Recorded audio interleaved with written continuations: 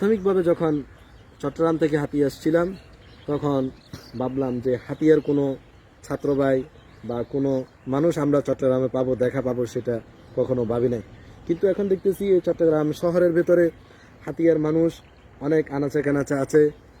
নদী ভাঙ্গনের শিকার হয়ে মানুষ দূর দূরান্ত ছড়িয়ে পড়ছে জীবিকার সন্ধানে। অতএব চট্টগ্রাম শহর একটি উন্নত শহর, একটি সুন্দর এবং সমৃদ্ধ শহর। এই শহরের ইতিহাস ঐতিহ্য অত্যন্ত সুন্দর এবং অত্যন্ত চমৎকার, এবং পড়াশোনার জন্য এটি অত্যন্ত বিখ্যাত।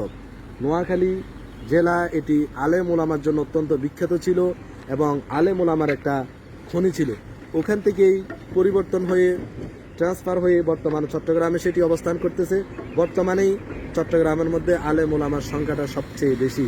অতএব এই চট্টগ্রামে আসতে পেরে আলেম ওলামাদেরকে সাথে পেয়ে আমি নিজেকে ধন্য মনে করছি।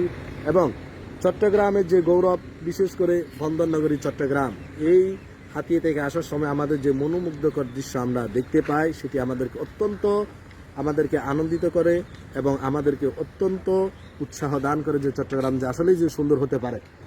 যখন চট্টগ্রাম থেকে কোনো মানুষ, হাতিয়া থেকে কোনো মানুষ চট্টগ্রামে প্রবেশ করে কর্ণফুলী নদী হয়ে, তখন তারা দেখতে পারে এত সুন্দর হতে পারে। বিশেষ করে পড়াশোনার জন্য অত্যন্ত বিখ্যাত।